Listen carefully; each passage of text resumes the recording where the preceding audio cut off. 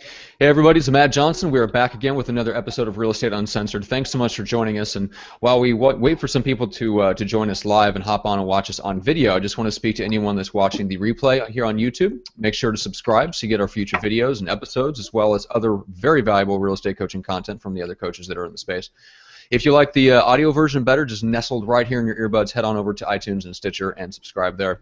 So we're going to talk about the two websites, the types of websites you absolutely must have as an agent. We'll also talk a little bit about pay-per-click lead generation. We've got a special guest with us. But before that, I want to get to Greg McDaniel. Joining me in the co-pilot seat, as always, is the Grandmaster himself, the Junior Grandmaster himself.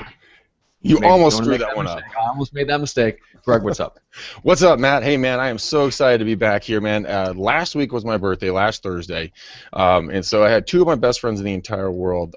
They kidnapped me, took me up to South Lake Tahoe for Saturday night, and we were gambling and having fun and drinking and playing around, and I'm not a big gambler, right? I basically suck at gambling. If the dealer says I win, I win. I'm like, oh, okay, that works. But I was about ready to fold it in. I was just like, ah, fuck this, dude. I'm losing money. It's no fun. The free drinks are slow. I'd rather just go to the bar. And so I'm like, okay, one of my last hands. So I'm sitting there, and I get a pair of nines. I'm like, that's pretty awesome, because I was playing 3-card hold'em, right? And I on the triples or trips, little thing where you can bet on these different things. I doubled down on trips on that one. I don't know, I just had a good feeling about it, and so I got the double nines. I'm like, well, this is awesome. I can probably get a triple.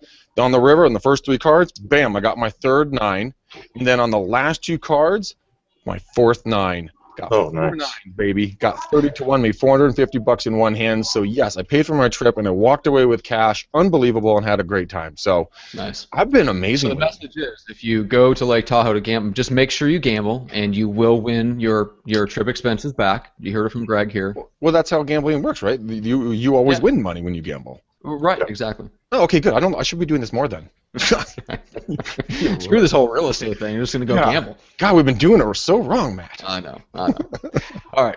So before we move on, let's bring in our special guest for a little bit, and then we've got a very special, like a couple of questions from the Facebook lead gen scripts and objections group to answer. We'll throw those at Greg, and he will bat them back to us. But before that, let's bring in Pierce Plam. You mean knock it out of the park is what you're looking for? Not just bat it back. Knock it out of the park. Yeah, I mean, at least a single. I mean, let Babe Ruth this bitch. Okay, sure, why not? I'm gonna knock it out of the park. Are you calling it right now? Are you, I'm pointing. You're pointing the bat into the outfield? I got it. We got this. For those of you who can't see that, he just pointed his bat into the outfield. All right. So anyway, let's bring in our special guest real quick, Pierce Plam, CEO and founder of Equity. Pierce, what's up today? Not much. How's it going, guys? Good. So give us, just real quick before we get to the question, give us a little bit of background on yourself, because you're also a licensed agent. You actually, you're in the same Rockcliffe office. So what are you doing? Like, how does that tie into Equity, and what's your background as an agent? Well, let's see. I ran a company doing marketing for car dealers. I started that company in 1999. Did a lot of the same things that I do in real estate, and I always wanted to be in real estate. So after I sold my business, I got my license and I started working real estate. I've been in since January 2014, so 2 years. In that time, I decided that I would rather work smart than hard, maybe a little bit of hard work, as little as possible. So I figured out how to leverage the internet to get leads. Most of the leads, I think the best leads, the easiest leads to get are buyers leads. So I got a lot of buyers from online. I did all the usual things that you're supposed to do. Actually, Greg was my coach because he's here in my office, and so he taught me how to do all the basic stuff and some of the non-basic stuff, and then I kind of perfected the marketing online and generated leads, and I ended up getting 6 deals in my first year from online leads. And then I figured, well, why don't I help some of the other agents in my office? Sorry, my camera's falling. And so I helped the other agents by starting a little company called Equity, and it started to gain popularity. And so now we're trying to take it big and market it everywhere. That's what I'm up to. Cool. Yeah, and it ties in perfectly because you've obviously got the background. You know exactly what it's like to work and convert those leads, and how to generate the right kinds of leads that an agent can actually convert. And we'll talk a little bit about that, and the Yeah. difference between online leads and where those leads come from, what types of websites they come through, all influence how they respond to you and how you go about converting them. So we'll get to that a little bit later. But speaking of the basics, before we get into some shout outs, I want to just throw Greg a quick question real quick. So this is from the Facebook Lead Gen Scripts and Objections forum over on Facebook. It's facebook.com/groups/gotobjections, run by our friend Aaron Wittenstein. So make sure to check that out. It's free to join. So Armindo Gonzalez Jr., who I think from his other posting is a fairly new agent, he says, seller who I'll be listing her house asked me about a discount since I'll also be helping her purchase her next home. How do you respond to that? Greg, what say you? What say I, good sir? What I say about that is that, well, number one, guys, you have to protect your commissions, but to protect your commissions, you have to show immense value. You have to be able to show someone, that they are the number one go-to when it comes to listing their home, because you're going to help them buy that house. But you can't let them beat you up on the listing price or on the commissions, because you have to remember they are going to get what they pay for. If they are going to allow someone to manipulate and dictate to them the terms of their payment structure up front, how in the hell are they going to be able to protect the overall selling price for that seller down the road? Also, what they need to take into mind is the fact that, as we all know, and by the way, I'll tell you about a marketing strategy I have for this, and I think it's freaking awesome, but it's a little deceiving, but it's not deceiving. But here it is. Most people, when they think about buying and selling real estate, they think they're paying a commission because an agent's getting paid. But in reality, when you buy a home, that buyer is not paying a commission. They're paying a price for a product. Okay? I mean, if you want to do something like, you know what, I'm going to defend my commission because of blah, blah, blah, blah, blah, blah, blah, blah, everything that I do to help you sell this house. Also why, I can't reduce it is because of the fact that I have knowledge about properties that are not on the market that we won't have to compete with. Also, to the fact that obviously you understand that I'm a negotiator on your behalf. And if something that I want to do for you, just to, say thank you for letting me represent you on the buy side, I'll pay for your home inspection. Do something as a value add. Again, it's all perception. It's like, how much value can you actually give to the other side? Because they don't understand, they don't know, because they don't do it every day. One, how much your professionalism counts. I mean, if you're some Joe Blow fly-by-night agent who doesn't do this stuff, which, by the way, I'm in contract with several of those right now, it makes your life a living hell. So you're actually doing a benefit for that client by letting them know that you are the best, and you're proving it right then and there. Because, I mean, if they want to get cut off at the knees, sure, go ahead, knock yourself out. Go to a discount broker. Go to someone who doesn't have a freaking clue what they're doing, and see how costly it is. Because the old saying is true: if you think it's expensive to hire a professional, try hiring an amateur. And that is one of the things that I use a lot. I just had one of our clients right now. They tried to beat me up and cut me off at the knees on the commission, and I looked at them, and admittedly, when I said these next words, I was like holding my breath and doing like the internal tremble, like, oh shit, what are they going to do? Are they going to walk away? But I just looked at it, and I said, Mr. Client, we will not reduce our commission, and here is why. And I gave him my laundry list. And we have 7 agents on the team, over 85 to 95 years of experience, but laid out all the value. And then I made it as a team, like, well, because we're a team, we're going to go out and find you a home together. I used the whole, we're a group script, as we talked about before. His wife just looked at it and goes, David, they work very hard. They deserve their money. Now, I want my house. I'm like, oh, I love you, woman. Yeah, that's awesome. So that's what I would do on that side. Again, like I always say, guys, it is a value-add rocket. You have got to get those people on so that they don't even question. They think that they should be paying you 7% for all the stuff that you're doing. See what I'm saying? How that different psychology comes in. But that's what I do. That's what we do. Very successful. Yeah, and that's. I mean, there are plenty of people. I can speak to what kind of goes on in the Midwest for sure. And that is a pretty typical from what I can see or from what I hear is, 7% in the Midwest is still pretty typical because you're not dealing with average list prices in $1 million. And so if somebody comes to you and they're going to do especially if they're upgrading basically. There are a lot of agents that will say, yeah, some of them even have package deals where they say, if you're listing and buying with me, then we'll do like a 6% commission. They're rarely going below 6% anyway, which is maybe that's the difference between California versus the Midwest. A lot of times your negotiations are starting at 6 and going down from there if you're dealing with $1 million listings. So it's not quite the same way in the Midwest. If I was if I was getting my license again in Nebraska, I wouldn't have any problem going down, because you're talking about a difference of maybe $500 on the final commission. To me, that's not that much of an issue. You might as well just, if you're talking about that versus paying for their inspection, in Nebraska that difference is very, very small. If you're in California and your commission, 1% of your home is $10,000 in commission, then yeah, give them a free inspection, give them a free pre-appraisal, give whatever them you want. Yeah, exactly. Because as long as it's a fixed price, you know what you're going to spend. So Yeah, anyway, you have to be careful in that situation also with the buyers. If you give them a discount on the listing and the sale of their house based on the fact that they're going to buy a place with you, then sometimes they don't follow through and buy a place with you. So exclusive people we've that all offer it as a heard buyers package, are liars. exclusive buyer's agency agreement. If you're going to discount your commission, you better get that in writing. Yeah, but even then, be careful if you don't trust your client. If they're at all slippery. If you don't trust your client, don't do it. Flat out. Yeah. Well, Exactly. yeah, but not everybody's in a situation where you can fire your client. Yeah, you are. Because if you get used on your time and your knowledge, that's what you bring to this business. So if they're going to use you, they're going to use you, and if you can smell that ahead of time, dump them like a hot rock and get on to someone else you can trust. I hear you, but you cannot leverage your time any more than that. The question came from what sounded like a new agent, I believe. Yeah. So if this is his 3rd deal or his 7th deal or something like that, he's just starting out.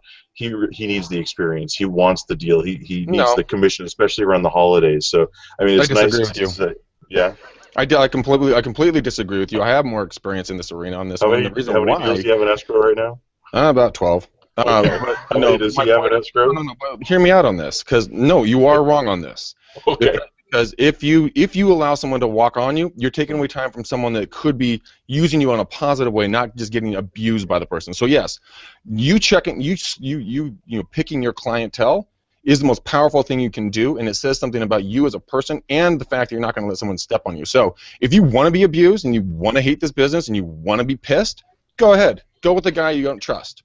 But mark my words, it will not work out well for you. Yeah, it burns your soul to work with these people. I worked with one, and it was like my 3rd deal, and it was horrible. We're not speaking anymore, but I got the commission. So it was like an ex-girlfriend? And I was warned not to do it, and I didn't want to work with buyers for a little bit after that. So you're right, it does crush your soul, but sometimes you need the paycheck.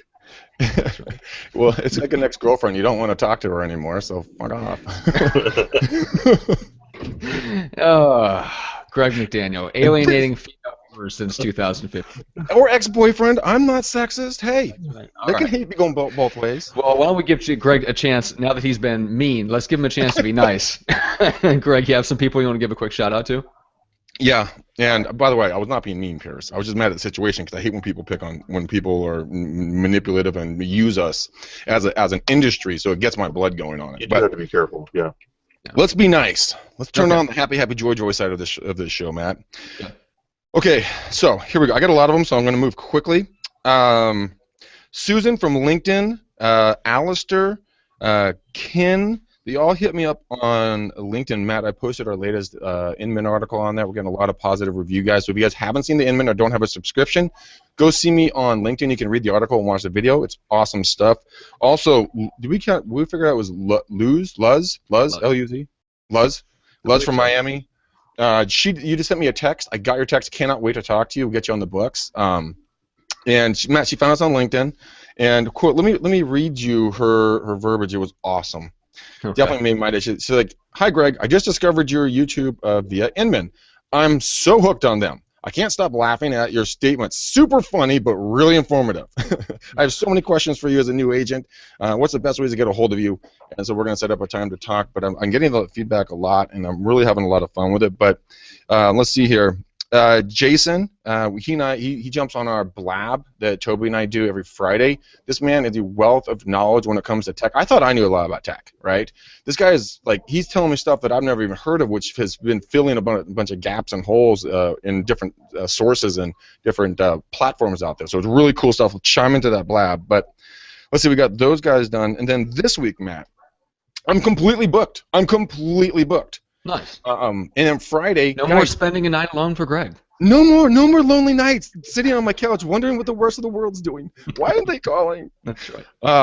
But we got our first out of country, super out of country. We've got some from Canada, but Alex from Australia. Dude, what is up, man? What is up, player? We are going to be chatting this Wednesday, so can't wait to meet with you. Josh, you and I are talking tonight. Chris, you're Tuesday. Janet, you are Thursday after the radio show. Cannot wait to get on the phone with you guys. And then last but not least, I know I got a lot. I love it when you guys give me a lot of stuff to talk about. Good luck. We have George and Joe that are actively inquiring about equity, Pierce. So awesome. We have some great listeners out there, some amazing people. Oh, cannot wait. I have to show you this. So, Eric Carey, this goes out to you, buddy. This, everybody, this would be a pickle ornament, a Christmas pickle ornament that Eric sent me. So thank you, Eric, for my Christmas pickle ornament. All right. Yes. Pickle. Okay. Who doesn't have a Christmas pickle ornament? Honestly, if you don't have one, dude, I don't know. I know. I guess I'm just not a part of the cool kids club. No, you're not. I'm gonna go. Yeah. I'm gonna hop off the podcast so I can cry. Good. Thank God. All right, so let's give a well, remind people, Greg, you are booked this week, but how can people take the McDaniel Challenge and talk to you next week? Yes, guys, please call me. Don't call me on Christmas. I'm not picking up the phone. But guys, McDaniel Challenge, pick up the phone, text me or call me, set up a time with me, my cell phone, and yes, it is my real one, 925-915-1978, again, 925-915-1978. Take the McDaniel Challenge. Don't let me spend a night alone, because that would just be mean, heartless, and insensitive. Or if you're driving, working out, or doing something active and fun, and you listen to this and those numbers just don't make any sense, just go ahead and go to McDanielChallenge.com. You can put in your email. We will set up a time with you via that way. So that is my shout out. You guys come, reach out to me, talk to me. Oh, by the way, Janet, actually, she's out of Seattle. She hit me up. I talked to her in the past. She texted me. She took my advice. She left her no-name brokerage. Kudos to you. And she went with KW and is slightly freaking out because of the big change. But, dude, she's going to be a rock star. I believe in you. I truly believe in you. Yep. Very cool. All right. Yeah, well, let's give a quick shout out, obviously, to Equity. So we've got Pierce with us today. But for those of you who aren't familiar with the company that he started, it's an online buyer lead generation platform. It's built from the ground up for solo agents, and we'll talk a little bit more about that towards the end of our conversation today. But if you're interested in that type of program and you want to see if it's available in your area, just take the McDaniel Challenge, hit Greg up, and he'll figure out where you're at, see if it's available, and if not, we'll look at how many other agents we would need to open it up in your market. So there's a minimum there. And then a quick shout out to Viral Marketing as well. Thank you very much for cutting a check of cold hard cash to make hangouts and podcasts like these happen. You can check them out at getviral.com. And then a couple things on our website. Or things that we have going on. So if you want us to appear live and do a Real Estate Uncensored live on either high-touch prospecting, or any of the other topics that we talk about on the show, again, take the McDaniel Challenge and hook up your broker or team leader with Greg so that they can look at having us into your office. And then if you are looking for more guidance and strategy on how to farm a specific neighborhood to generate a consistent stream of clients, go to the website McDanielRealEstateSystems.com and go to that 5 minutes to farming link either at the top or on the right-hand side, and check out the free videos as well as the full training course. So yeah, it's good stuff, guys. It really is. It's really good stuff. I mean, that was a lot of work that we spent putting that training product together. It took us a couple of months of recording, like all days on Fridays. I mean, it was logging. It was a lot. It was 10 hours of videos, guys. 10 hours. Shit's no joke. Exactly. All right, so Pierce, we're going to talk about the two types of websites every agent must have. So what's the first kind? Let's get into it. Okay, well, so I went through just about every single company. I went through Market Leader, Playster. I built my own through WordPress with some of the IDX systems, the whole thing, and I boiled it down after kind of figuring it out. And I think I know the key to the websites that you have to have as an agent. New agent, experienced agent, whatever. You have to have one for your marketing. You were talking about marketing in like a farm area or something like that. So what I use, Greg was actually the one who told me about this one originally, is Playster. It's, if you're a realtor, if you're a member of the association, it's $5 a month, and it has a full IDX. It's simple to set up. You hardly have to do anything. You can blog on there. You can put cities or areas or subdivisions or whatever you need. So that's good for SEO, search engine optimization, to draw people into your site if they do a search on Google. And it's $5 a month. And what you're going to use that for is you're going to use that for your the people that you know, or that you're trying to get to know. You're farming them. You're building a long-term relationship with them. And you want it to be just simple so that they can go to your site, they can search for properties, they can read about you and about some of the stuff that you do, see some of the houses that you sold. That's about it. You want to give them information for free and make it nice and friendly. You go around, you knock on doors, you send postcards. Your website is on there, and it's probably your name, like Sells Homes or something like that, and that's about it. That's the first website. Okay. Actually, Pierce, I'm going to jump in really quickly and jump in and add some with that. Also, the guys, they have on Playster, it's called the Playster Academy. You can sign up and you get it's called the Agent Idea of the Week. Really easy things you can do. No, you'd never substitute it for watching this podcast. No, that'd just be silly. But like the last one I got 4 days ago on my birthday, December 10th, is exactly what we're talking about right here. You know, see 10 expert real estate website optimization ideas for agents. So the type of stuff that they send out is it's really good. I read all of it as much as I can. That's another reason why I passed it over to Pierce, because it's not just a website that you can customize. It's also some education that's non-biased. And you can, like our show, you can put it into action right away. So I just want to let everyone know about the Playster Academy. It's really good stuff. Excellent. Back to you, Pierce. Okay, cool. Yeah, now, so Playster has a whole bunch of things that they try to upsell people on. I don't find any of it useful because they're trying to layer the SEM, search engine marketing. That's like AdWords or pay-per-click, where you're driving traffic with real money to your website.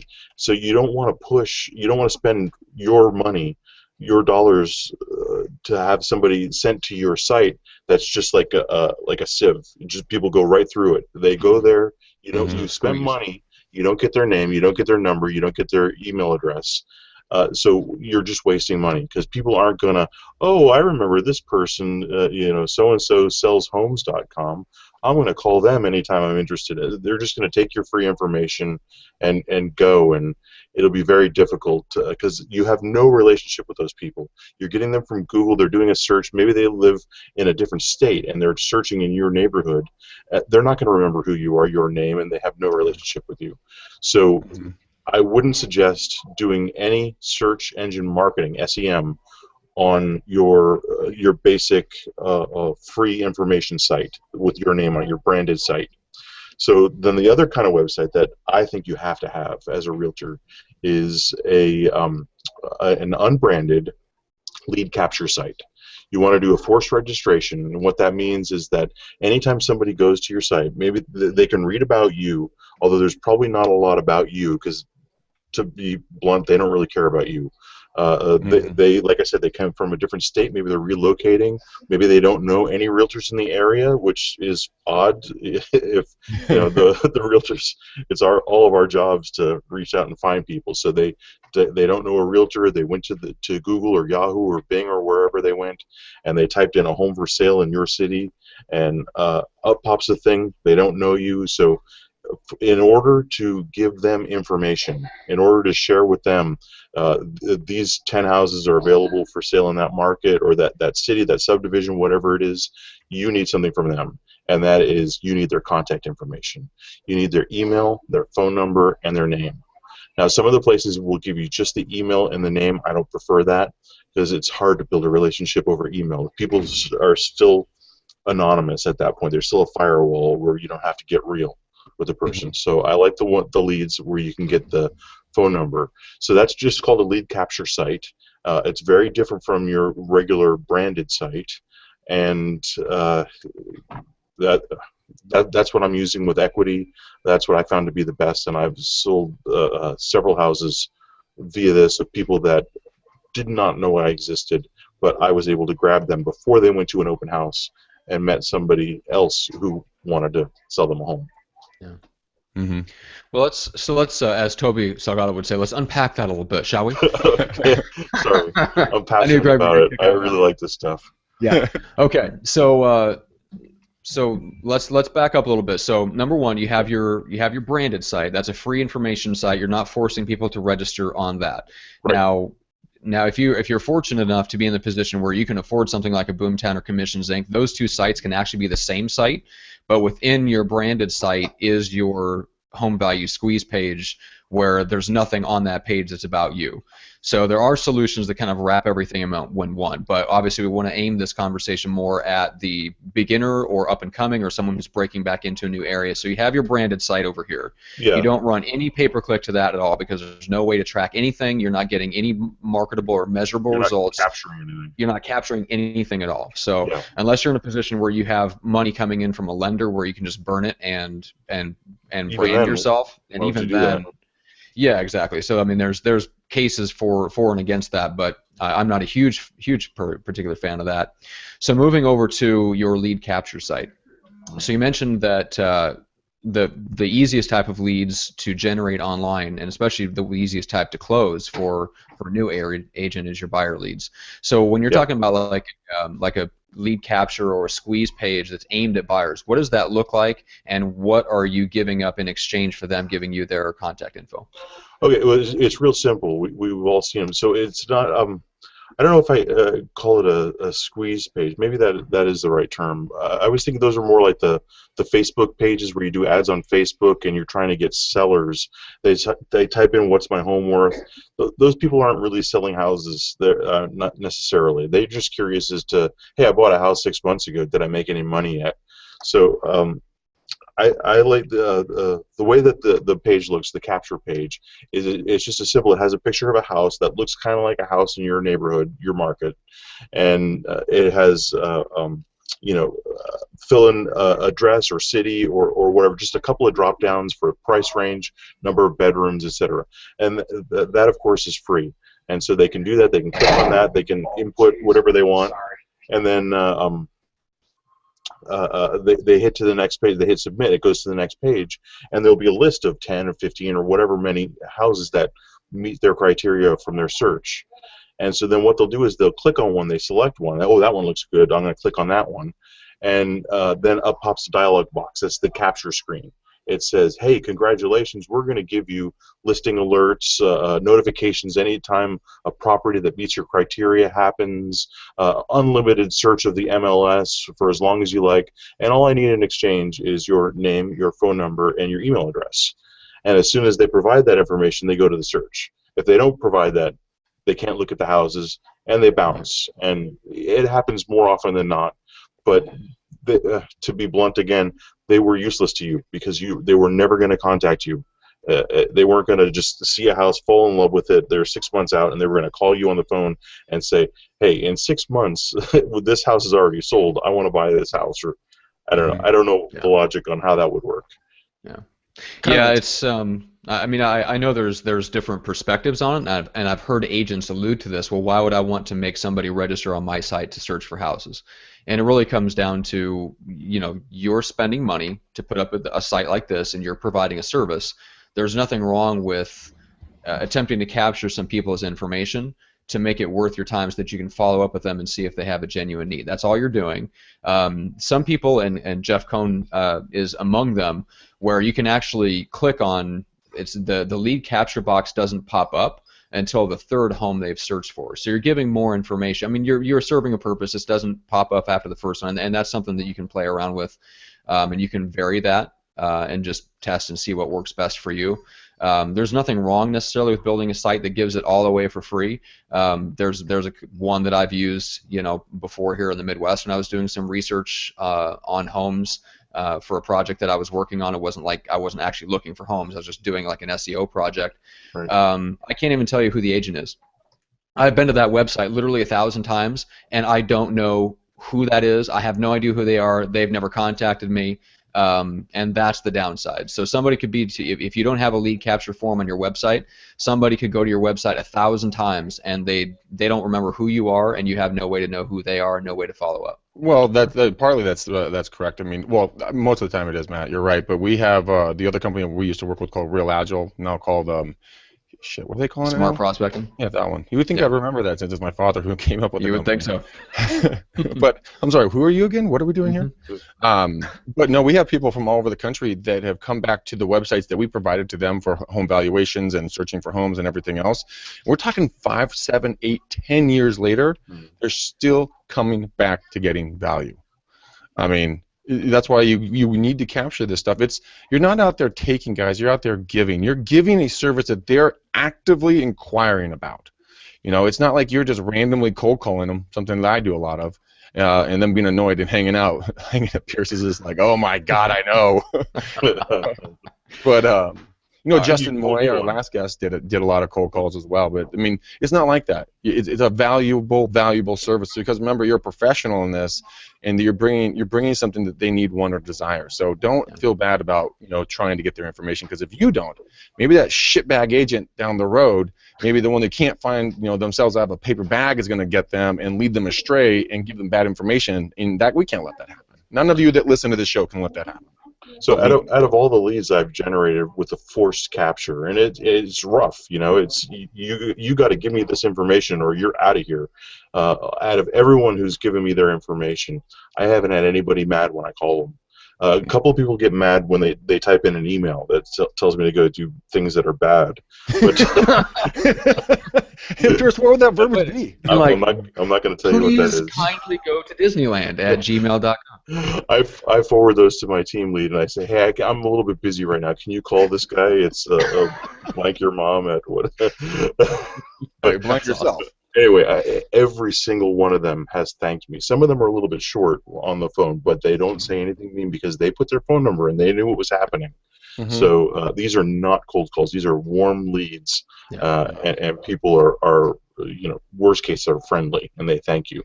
And the funny thing is, guys, I followed up with one of the leads from Equity, and it came through as a text and as an email. So I'm like, oh, well, I'm free right now. Boom, call the lady back. She's like, oh my gosh, I literally pressed the button like 8 minutes ago, and she was actually right. It was like exactly 8 minutes ago. And I had a great conversation with her, no sales pitch, very easygoing talk. Ended up, guys, she's a $3 million buyer, but she, you know, all cash, but she doesn't want to spend all her money. So maybe spending $1.5 million all cash is something that she's really kind of more into. So it kind of pays to call back the leads quickly. And they like you. They like Absolutely. You. Imagine. Yeah.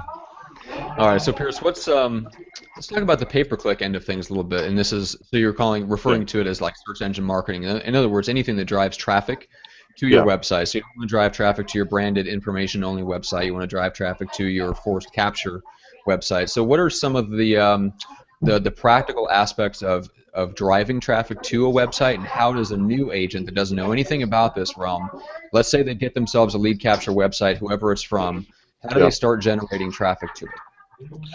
Well, I mean, it's kind of difficult because you mentioned earlier, like Tiger Leads, Commissions Inc., Boomtown. Those are very expensive. I think those they start at like $1,500 and go up from there pretty quickly. And you have to keep in mind that their goal is to give you a lot of leads because people feel like they need a lot of leads. So you got to check the quality of that also as to where they're driving the traffic from. But I mean, I guess I have a background in SEM, so I knew how to do all of this stuff. You can hire companies that will do it for you, or you can give Greg a call, and he can hook you up with Equity, and we can get that done for you through there. But the other companies that we mentioned, they are pretty good. I didn't like Market Leader because they give you half leads. That's what I call them. It's email only. It's email and name. And then what they do is they say that they try to pester for the phone number, but people don't give that up typically. So I worked that. They lock you into a contract for 6 months, and so I tried it for 6 months. Didn't get anything from it. So I did not like that at all. Interesting. I think definitely give Greg a call if you want to find out about doing it with us. Ours is really affordable. I made it that way because I don't think that most agents can afford $2,000 a month or want to afford it. I mean, perhaps you can, but also if you get that number of leads, sometimes it kind of craps you out. You get so many that I'll call them tomorrow. And the best thing is to call them within 8 minutes or 4 minutes or 2 minutes if you can, because then you get them while they have real estate on their mind, and you start talking, you start building a relationship.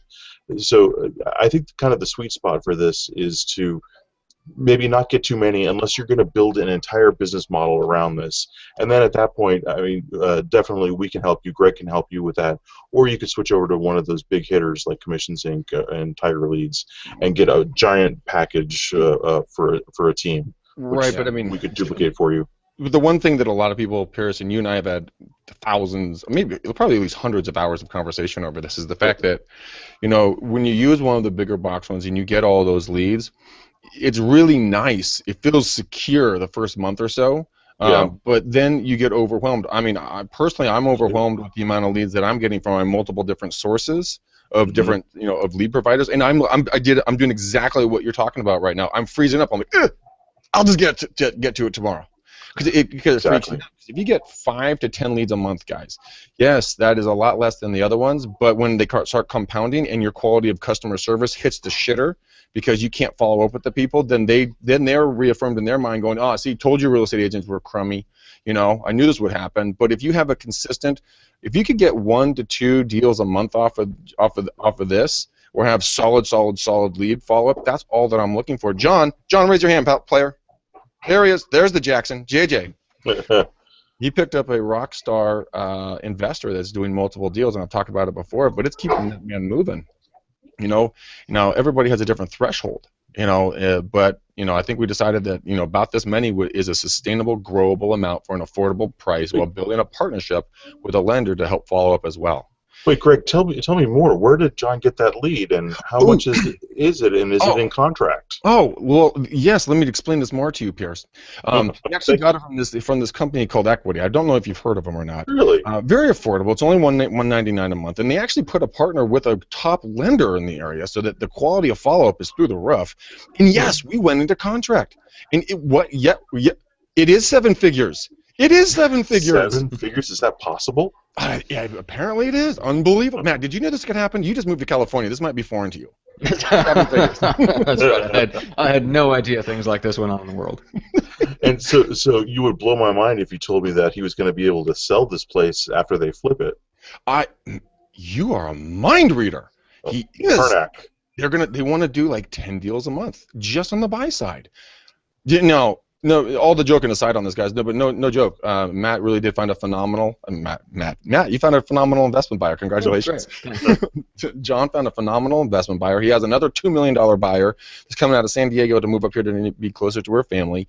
But if you had gotten 10 of these in 1 month, you cannot run that many demanding buyer sides. Okay, you need to filter them and run them slowly.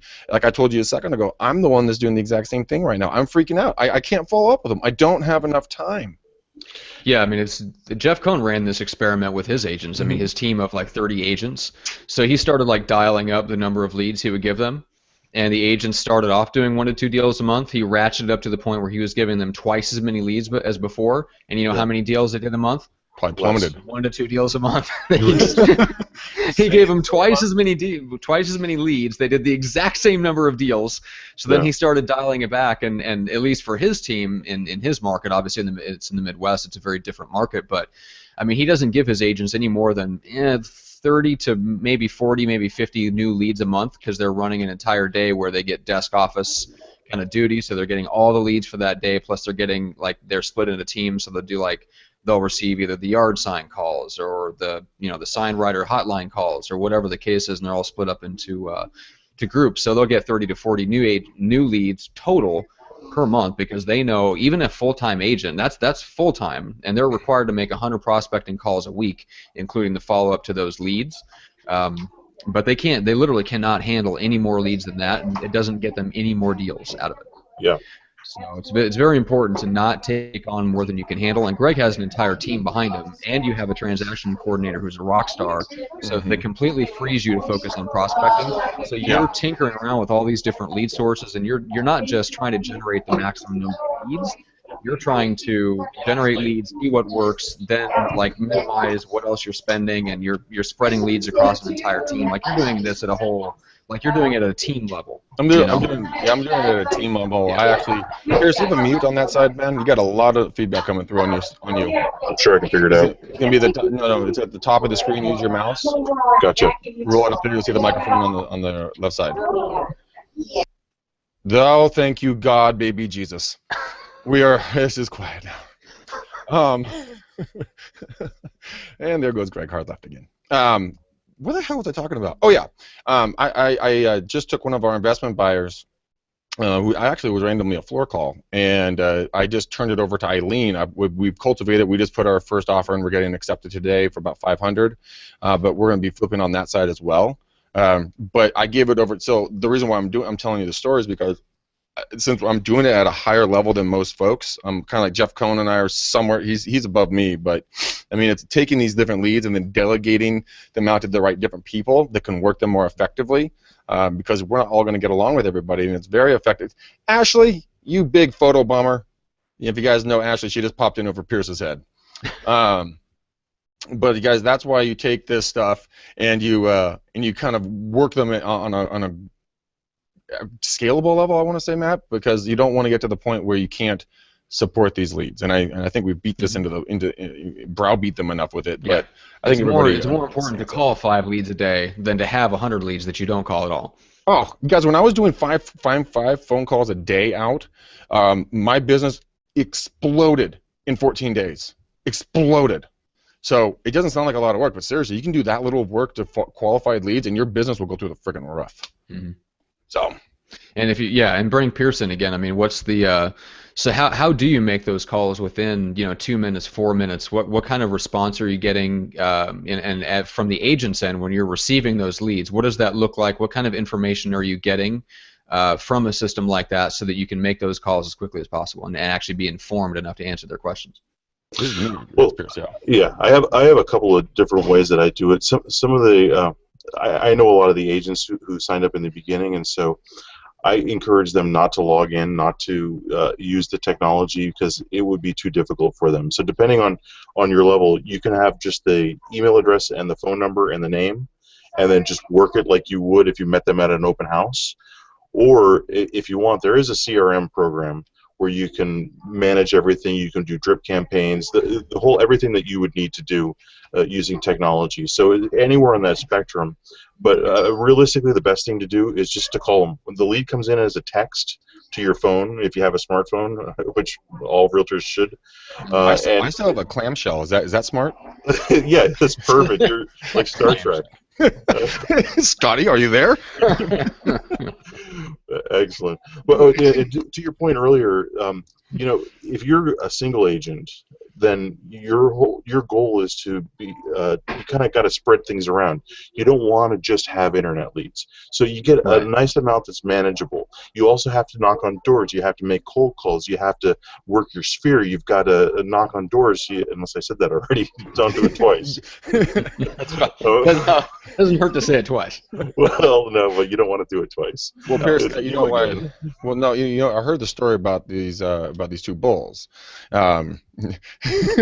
Unmute. No, stop. That is a small joke that Pierce and I have about people who tell you the same story over and over and over again. So Pierce is telling us to go door knocking over and over and over again. We're like, no, I've heard this story. I must move on. No, but you're right. So you want to pull leads from different sources. You have a nice mix. Internet lead generation should be just one of the types of leads you're following up on at any given time. And I did make the mistake of buying way too many leads when I first started out because it worked really well. And so I did the opposite of what most realtors do. When something's working, you stop doing it. I decided, let me jump on this train. You did the Greg thing. You did, let's do more of it. Yeah, so I jumped on the train and I started, the leads were just, it was sick, the amount. I would get several a day.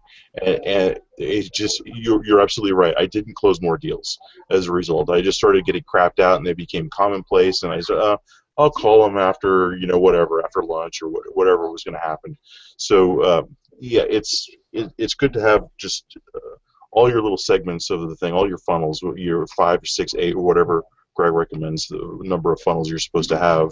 About 7. Yeah, 7. So do the same if you're building a team. You want all of your agents to have that. You don't want to just work on one thing, because then if that one thing isn't working great right now, then what do you have? Right, then you're up the creek. I mean, because you put all your eggs in one basket. And you're right. Technology is not the easy button, guys. It's not the it's not going to be the ultimate lead gen. The ultimate lead generation system is yourself. That is the ultimate lead generation system. So if you learn how to just tap into you and your life, and then augment some additional leads that just kind of come in, and you have the opportunity to follow up with them through an online service, that's the ultimate goal. But first, you need to set up and kind of lay out what you want your life to look like. Because if you guys look over Pierce's shoulder, you see Ashley that just left right when I started talking about her. Awesome timing, girl.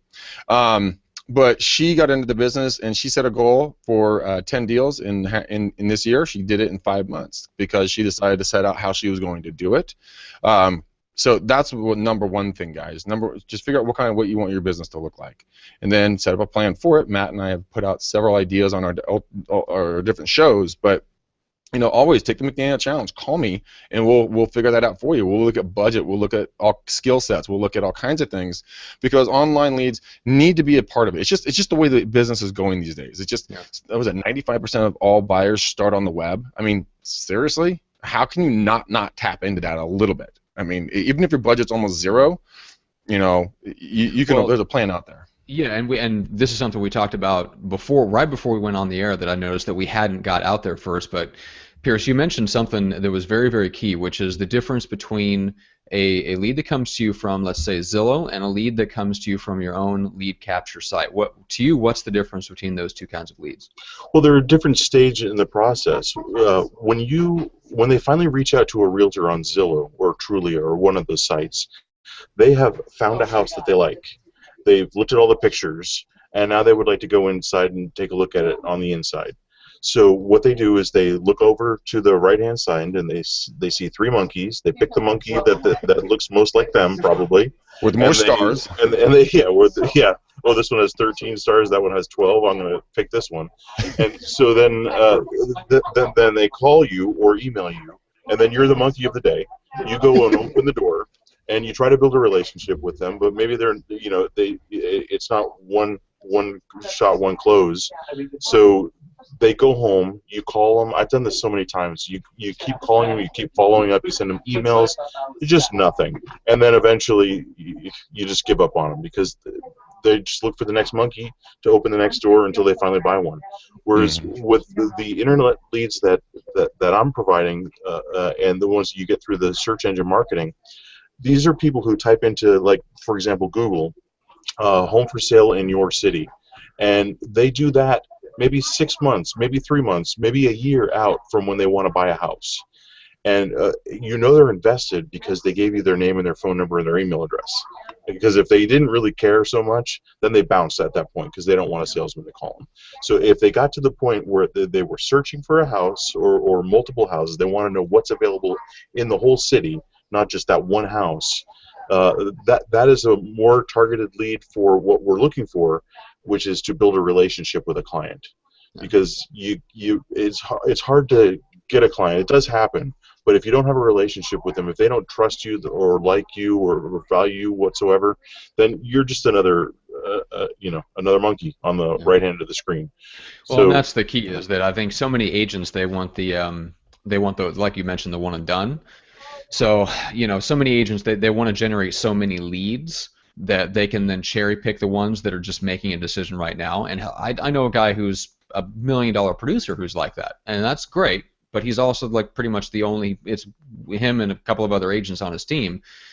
He's cherry picking the best of the best because he can afford to just direct mail the crap out of entire neighborhoods. If that's not you, then you have to take a different approach. And the better approach is to not look at online lead generation as a way to generate a lead of someone that is looking to buy and make an offer on a house within the next 30 days, because most likely that's not going to be the case.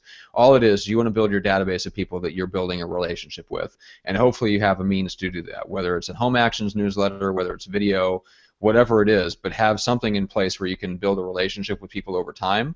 Because once you start generating internet leads, that's the primary purpose. Just get them into your database and start building a relationship with them. Because like you said, Pierce, they might not be doing something for 3, 6, 12 months. Mm-hmm. You know. Yeah. So yeah. Yeah, that's often the case. Mm-hmm. I have an interesting story about home actions. I use that, and I thought, oh, this is going to be wonderful. I'm going to go online because I know how to manipulate data and buy lists and things like that. So I got a list from my title company of the 4 major cities in my area. I appended it with email addresses. I got 9,000 email addresses, and I thought this is going to be fantastic. I'm going to spam the crap out of everybody, and they're all going to call me, and I'm going to sell 90 houses a year. Right. So of course. How did that work out for you, Pierce? Well, surprisingly, it was different than I had expected. So the result of having all these spam emails go out is that people click the spam button. And so then my email stopped working. So all my clients trying to get a hold of me, and it has big red letters. This is an evil spammer. You can't email him. So maybe trickle it in if you do that. That's funny. I'm going to make $1 million. Why does everyone hate me? Yeah, I had to switch over to my Gmail address. Yeah, let that be a lesson to you. There is no shortcut. You cannot spam the crap out of people. You can't just buy a list and start firing away. No, you cannot. And yeah, I'm in the same mindset as Pierce was, and Matt's like, no, Greg. No, it's not how you do this. You must slowly build your list. I'm like, what? But I have this, and he's like, yeah, that's nice. That's nice, Greg. We're gonna shelve that for a little bit, okay, big fella. All right, Pierce. Any last words on that? We're gonna move on to answering a question, then we'll send this baby home. So, Pierce, any last words on pay-per-click or the 2 websites that the realtors must have? No, I don't think so. I guess the only thing I would say is that you got to figure it out because it's really effective. If you do it the right way, the return on investment. I just did a return on investment for one of our agents, and it was $1 equals $12. Oh, I don't like those. I don't like those odds at all. I don't think I can deal with that. You do that all day long. So I mean, if you can do that, you borrow money from your friends and your family and your parents. Magic bucks. You try to turn everything into 12. Yeah. So you got to figure it out, and I wouldn't overdo it. As with anything in life, too much is maybe too much, unless maybe you can hire some people to do it for you, and then it's fine. Moderation. Yeah, exactly. One thing, if you have an entire team of buyer's agents and you're generating 1,000 leads a month, go ahead, spend the money, figure out what optimize, cherry pick, whatever you want. But if you're a solo agent, definitely don't generate more leads than you need. It's just going to paralyze you. So, yeah. Cool. Well, let's get to a question from the Facebook lead gen scripts and objections group real quick. So this is from Chase White, and Greg, this is to you, and then Pierce, feel free to chime in. So he says, it's down to me and another person. This would be like a seller. The seller wants to hear how I will best position them to sell. So what are some things that most will not say? And just a little background, price needs a little work, the home is vacant, staging I think is needed, but the layout isn't popular. So Greg, how would you approach that? What would you say to that seller if you were in that situation going up against another agent? Even if you're a new agent or a veteran agent or an agent getting back into the business, it doesn't matter. The 2 things that you need to do without ever faltering at this is being honest and transparent, 100%. Even if you don't get the listing, you have to be honest and transparent because a listing is going to cost you money, right? There's marketing involved, there's time involved, there's a lot of things involved that are going to come out of you and come out of your wallet. So if the house needs, if the layout blows and there's garbage piles in the backyard and the paint's peeling and they want $1 million for it, well, maybe in our market you actually get it, but let's say you're in a different market, Pierce is like me.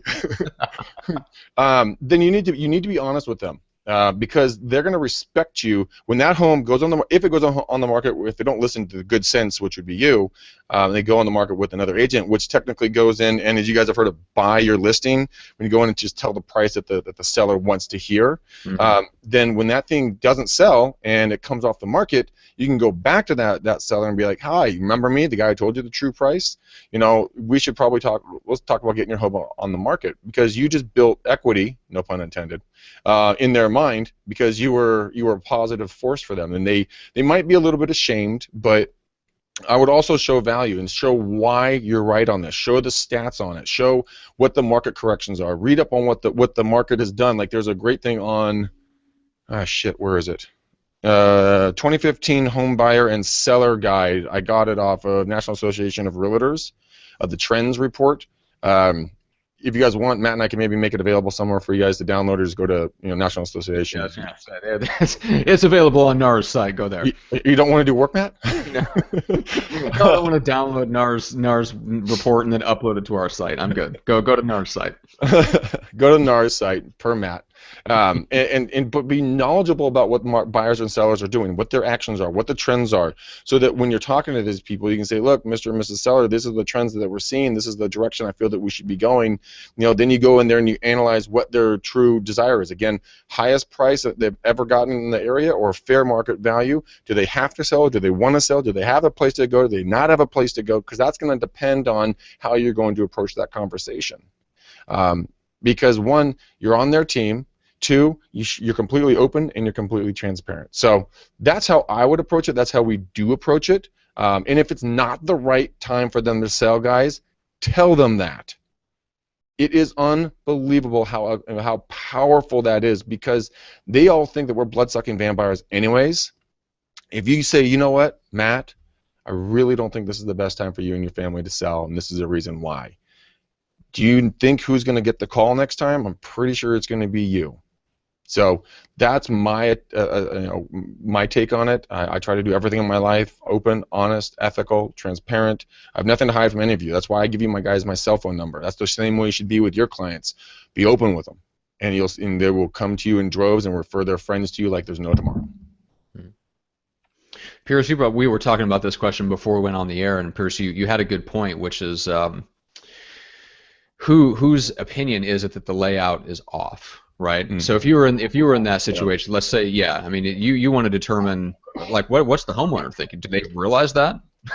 Yeah, that would be the first thing I would put out there, and you got to be careful, of course, because there's a lot of emotion involved, most likely. Mm-hmm. So I mean, this is their house, and they love the fact that you have to go down a flight of stairs to get to the master bedroom or something, and it's going to be unselfish. That sounds like a great feature, Pierce. Where can I buy that house? It's right off the sump pump. It's right off the sump pump. Great. This is getting better and better.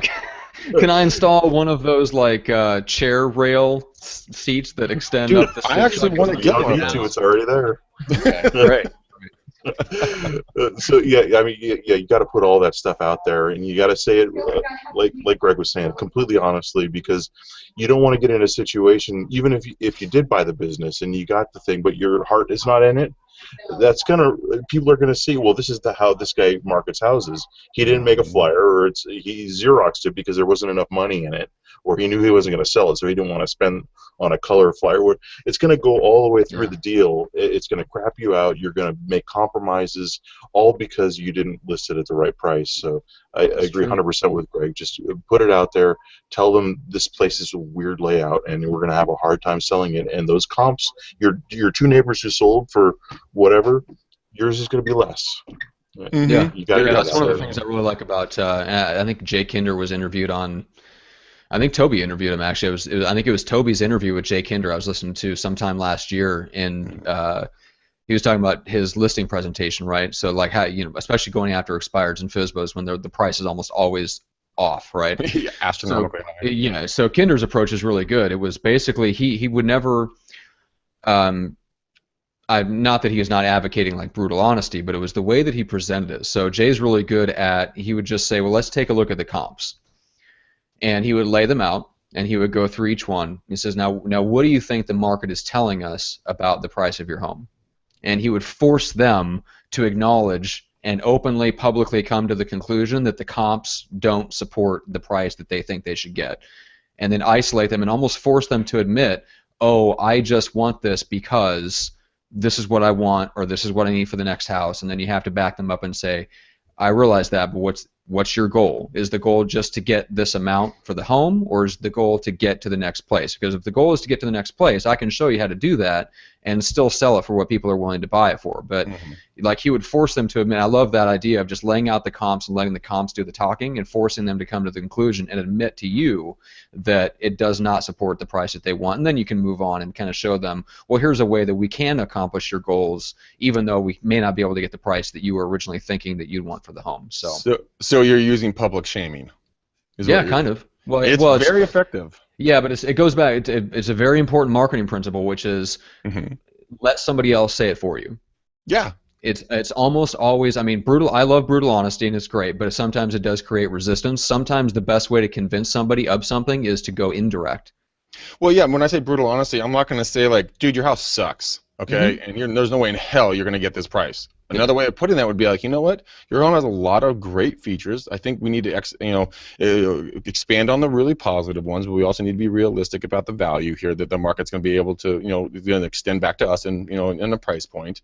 So let's work together. I mean, that's a much better way of saying, your house sucks. That's right. Verbiage is important here, people. Don't just be like a bull in a china shop. Exactly. There's a 17-inch door into your closed-off kitchen. That may be an issue. This may be a problem unless you're a midget. But exactly. By the way, I gotta tell you this, Pierce. I'll show you this photo, and I'll show it to you, Matt, later. I was in Tahoe, right? We're sitting playing the gambling slots, and I am not kidding you. There was like this 5'8" blonde walking with maybe a 2.5-foot guy. I am not joking. She got on her knees and was trying to talk to him to sober up, and he's walking around like, I'm not sobering up, and you can't meet me. And she was literally on her knees trying to convince this small human to sober up. And I don't know how that tails at all into this conversation. Wow. Wildly different conversation. I'm not touching it. I'm not going to touch it. No, I'm not touching that. No, I got nothing. Tune in next week when we talk about, is it pronounced realtor, or realtor? Oh, good Lord. Or real turd. That's right. We'll have Chuck Lamb guest star in that one. Oh, he will yell at me and verbally smack me around in this poor show. That's right. How dare you mispronounce realtor? I don't know. How could you ever screw that up? That's right. That's exactly. All right, guys. What do you say we send this baby home? So for the farming training product, be sure to check out McDanielRealEstateSystems.com. Check out the 5 Minutes to Farming link either on the top or on the right-hand side for the 3 free videos that start that, and then check out the full course beyond that. Make sure to check out the McDaniel Challenge. Take the challenge. Call or text Greg and set up a time for next week, anytime between 6 p.m. and 7 p.m. Pacific, Monday through Friday, when he sets time aside to talk to agents. Greg, what is your cell phone number again? I forget. It's 925. There it is. I'm getting old with age. I forget everything now. 925-915-1978. 925-915-1978. You guys call me, text me. Let's get you on the books to take the McDaniel Challenge. Get some time, hour and a half with me. I tend to go long on this stuff because I get so passionate about it. And anybody who talks to me that's listening to my words right now, they know that it's true. But let's get some time, guys. I really want to get to know you. Like I always say, this show is a fanarchy. Okay, it is run for you and by you. I truly love getting time with you guys. It really makes my day. I cannot tell you how excited I am this week to get on the call. I mean, tonight Josh and I get to get on at 6 o'clock. I've been looking forward to it all day. I really have been looking forward to it all day. So remember, don't make me spend a night alone. That's just rude and insensitive. That's right. I can't say that seriously. And another reason to reach out to Greg if you'd like to have us come into your office and do a live version of Real Estate Uncensored and talk about high-tech, high-touch prospecting and farming and lead generation, anything else we talk about on the show. Get Greg hooked up with your broker or team leader and get them connected so they can talk about bringing us into your office. So, Pierce, thank you so much for joining us. Just a quick word about equity. Make sure reach out to Greg. We're opening up in other markets. You guys have got a ton of cool stuff in the works, so we're excited to have you on today. Yeah, we got some excellent stuff. Thanks for having me, guys. Pleasure, my friend. I'll come over and harass you in a few minutes. All right. All right. Thanks, everybody. We'll be back here on Wednesday, same time, 3 o'clock Pacific, with another episode. We're doing social media tactics for real estate agents with special guest Jeff Lobb. So until then, we'll see you. Bye, guys.